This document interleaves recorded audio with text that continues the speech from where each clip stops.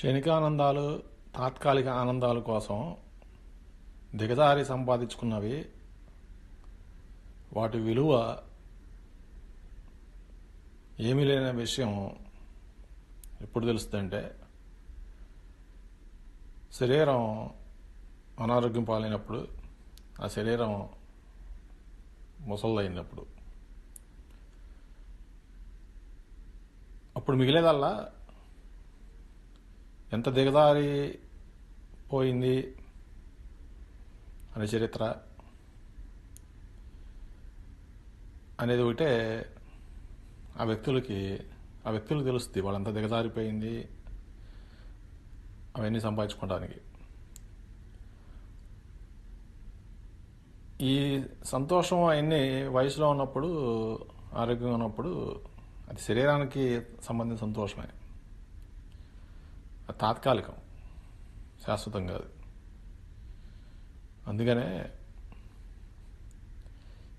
ఇప్పుడు నేను చెప్పబోయేది ఈ చరిత్ర వాటికి లొంగకోకుండా, బలహీనపడిపోకుండా, దిగజారిపోకుండా ఎట్లా నిలబడాలి, ఏ స్థాయిలో నిలబడాలి, ఆ బలానికి నిరూపణే ఇప్పుడు నేను చెప్పబోయే చరిత్ర. ఒక రాజ్యం పూర్తిగా రాక్షసత్వం, దుష్ట పరిపాలన, అనేక అరాచకాలు, అజ్ఞానం, సైతాను సైతానికి ఆకర్షణీయులయ్యి వాళ్ళు ఇక ఇక ఇక మీకు సైతాన్ ప్రపంచం అనొచ్చు, అది రాజ్యం అనొచ్చు, రాక్షస రాజ్యం అనొచ్చు. అప్పుడు అక్కడ ఒక పవిత్రాలు తన పవిత్రతను కాపాడమని చెప్పేసి దేవుణ్ణి ధ్యానిస్తూ తపస్సు చేసుకుంటూ ఉన్నప్పుడు దేవుడు ఆవిడ్ని గమనించి ఆవిడ్ని కాపాడుకోవటానికి ఆవిడికి వరంగా జీసస్ అనే కుమారుణ్ణి ప్రసాదిస్తాడు. జీసస్ తను పుట్టుక నుంచి తను ఎదుగుతున్న సమయమందు అక్కడున్న ప్రజలతో వాళ్ళకి ఈ పవిత్రత గురించి, స్వచ్ఛత గురించి జ్ఞానాన్ని పంచుకుంటూ పెరుగుతూ అక్కడున్న ప్రజలందరికీ జ్ఞానాన్ని, వాళ్ళు ఎంత నాశనం అవుతుంది తెలియజేస్తూ, స్వచ్ఛతకి, పవిత్రతకి గల విలువ, దాని నుంచి వచ్చే సంతోషాన్ని తెలియజేస్తూ అక్కడున్న ప్రజల్ని జ్ఞానులు చేస్తూ చాలా వరకు రాజ్యం మొత్తం మార్చేసే పరిస్థితి వచ్చినప్పుడు ఇది రాక్షసత్వం, సైతానికి ఆకర్షితులై ఉన్న ఆ విచ్చలవిడితనం, ఆ శారీరక తాత్కాలిక సంతోషాలని అనుభవిస్తున్న వాళ్ళకే అవరోధంగా నిలిచింది. వాళ్ళు జీసస్కి అష్టైశ్వర్యాలు, రాజభోగాలు అన్నీ ఇస్తాకి ఆకర్షించడానికి ప్రయత్నించారు. అవి సామాన్యంగా ఎవరో వద్దనే పరిస్థితి లేని ఆకర్షిత అష్టైశ్వర్యాలు, రాజభోగాలు. వాటిని ఎటువంటి పరిస్థితుల్లో మీరు వాటి విలువ తక్కువని తెలుసుకుంటారంటే, అవన్నీ శారీరకానికి సంబంధించినవి. అక్కడ ఘోరమైన తప్పు అది. అవి తీసుకుని ప్రజలకు నమ్మక ద్రోహం, వాళ్ళకి అప్పటి వరకు జ్ఞానం బోధించి వాళ్ళ జ్ఞాన మార్గంలో నడిపిస్తూ వీటికి ఆకర్షితులయ్యి వాళ్ళని మళ్ళీ తప్పుదోవ పట్టించి అజ్ఞానులు చేస్తాం అనేది నమ్మక ద్రోహం అవుద్ది. అది పెద్ద తప్పు అవుద్ది. ఆ తప్పు ఆత్మకి బలహీనపరుస్తుంది. అది శరీరానికి సంతోషం వచ్చినా ఆత్మకి బలహీనపరుస్తుంది. అది తెలిసిన వ్యక్తులు గొప్ప దైవదూతలు కానీ వాళ్ళు వాటికి విలువ ఉండదని తెలుసు వాళ్ళకి. ఆయన వచ్చిన ఉద్దేశమే అది. ఆయన వచ్చే ఉద్దేశం ఏంటంటే ఆ రాక్షస రాజ్యంలో జ్ఞానాన్ని బోధించి దేవుడు ఇచ్చిన జీవితాలని, ఆ జీవం మనలోని జీవం దేవుడు ఇచ్చింది. అది ఆ జీవం అనేది సర్వనాశనం అవ్వకుండా జీవులకి జ్ఞానం బోధించి వాళ్ళని మంచిదారిలో జ్ఞాన మార్గంలోకి తీసుకొచ్చి పవిత్రులుగా మార్చడానికి ఆయన వచ్చింది. ఆయన వీళ్ళు ఇచ్చిన ఆకర్షణ ఇవన్నీ వద్దని చెప్పి, వాళ్ళు ఎంత ప్రయత్నించినా సరే వద్దని చెప్పి నిలబడి ఆత్మస్థైర్యంతో ఆ ధైర్యాన్ని, ఆ బలాన్ని వాళ్ళకు చూపిస్తూ ముందుకు సాగుతుంటే వాళ్ళేక జీసస్ని సిలువ మీద తీసుకెళ్ళి మేకులతో కొట్టి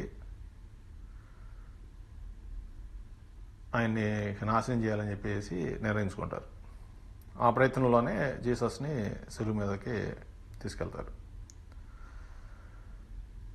జీసస్ కావాలంటే ఆయన ఆ రాజ్యం మొత్తాన్ని క్షణం పాటున నాశనం చేయగలడు. ఆయన అంత బలవంతుడు. ఎందుకంటే ఆయన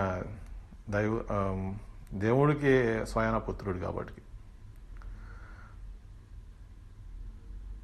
ఆయన వచ్చింది అట్లా నాశనం చేయడానికి కాదు. ఆయన ఏంటంటే ఆయన ఎంత దూరం తీసుకెళ్ళినా సరే నీలో ఉన్న బుద్ధి నాశనం అవ్వకూడదు, నీలో ఉన్న పవిత్రత నాశనం అవ్వకూడదు, నీలో ఉన్న స్వచ్ఛత నాశనం అవ్వకూడదు అని నిరూపించడానికి, దానికోసం ఏ స్థాయికైనా వెళ్ళి ప్రాణాలు కోల్పోయినా పర్లేదు అనే స్థాయికి కూడా నిలబడాలి. దానివల్ల చాలా ఉపయోగం ఉంటుంది ఆత్మకే.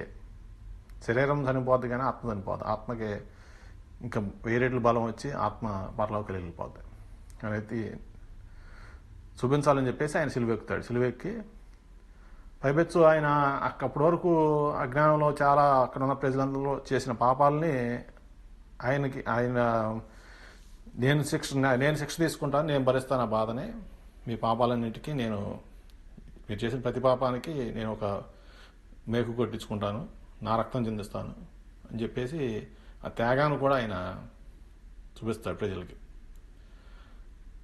అది చూపించిన తర్వాత ఇదంతా జరుగుతున్నప్పుడు ఒక తల్లి ఒక కొడుకుని సులువు మీద పెడితే మేకులు పెట్టి రక్తం చిందిస్తుంటే ఏ తల్లి అయినా సరే తట్టుకోలేదు, బాధపడుద్ది. కానీ మేరీ మాత జీసస్ సిలువ మేకులు కొడుతున్న సిలువ ముందే నుంచుని ఉంటుంది. ఆవిడకి తెలుసు తన కొడుకు ఆ మేకుల్ని శరీరానికి తగలిస్తున్నాడు కానీ తన పవిత్రతకి స్వచ్ఛతకి తగలనివ్వకుండా కాపాడుతున్నాడు. అసలు దరిదాపులకు కూడా రానివ్వకుండా వీళ్ళు అంటలేకపోతున్నారు. అది చూసి ఆవిడ గర్విస్తుంది. అంత గొప్ప కొడుకు నాకు పుట్టాడు, నా కొడుకు వలన ఈ రాక్షస రాజ్యం నాశనం అవుతుంది, ఇక్కడున్న ప్రజలు జ్ఞానవంతులు అవుతున్నారు, పవిత్రతను పొందుతున్నారు, స్వచ్ఛతను పొందుతున్నారు, మోక్ష మార్గం వైపు పయనిస్తున్నారు అది చూస్తుంది. కానీ ఆవిడ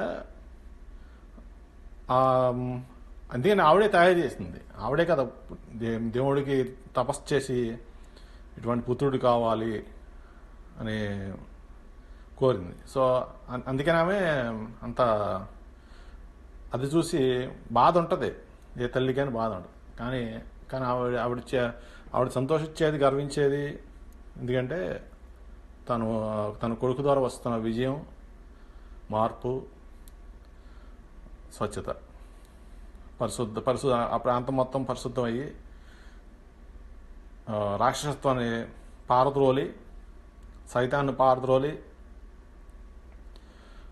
అదంతా చూస్తున్నప్పుడు ఆవిడికి గర్వంగా ఉందన్నమాట. ఇది అనమాట ఇక్కడ మీరు చూసుకోవాల్సింది ఏంటంటే ఏ స్థాయిలో అయినా సరే దిగదారవలసిన అవసరం లేదు. యేసుప్రభు యేసుప్రభుగా అన్నా సరే జీసస్ అన్నా, జీసస్ ఆయన చూపించిన ఆ ధైర్యం చూసుకోండి, ఆ బలం చూసుకోండి. ఆ స్థాయిలో మనం ఎవరు వెళ్ళం. కాకపోతే మనం అసలు చాలా మంది ఆలోచించరు. గబుక్కున తప్పు చేయడానికి, గబుక్కున దిగదారిపోవడానికి ప్రయత్నిస్తారు. వాటి వలన వచ్చే ఉపయోగం ఏమి ఉండదు. ఎందుకంటే అది శరీరం ఆరోగ్యం ఉన్నంతకాలం కొంచెం మీరు బాగా తినగలరేమో, కొంచెం బాగా సంతోషంగా తిరగగలరు. కానీ ఆరోగ్యం ముసలిదైన తర్వాత, ఆరోగ్యం పోయిన తర్వాత మెల్లిగా మీ శరీరం నాశనం అయిపోతూ ఉంటుంది. కానీ ఆ సమయంలో ఇవన్నీ ఉన్నా సరే మీకు ఉపయోగపడవు. కానీ శరీరం వృద్ధాప్యం ఇవన్నీ అవుతున్నప్పుడు మీ ఆత్మగానం బలంగా ఉంటే మీ శరీరానికి అవి తట్టవు, వృద్ధాప్యం అవన్నీ తట్టవు. అందుకని ఏంటంటే సాధ్యమైనంత వరకు మనకి జీసస్ చూపించిన ఈ బలాన్ని, పవిత్రతని, స్వచ్ఛతని కాపాడే బలాన్ని, ఆయన చిందించే రక్తం, ఇది మనకు ఒక స్థైర్యాన్ని ఇచ్చి,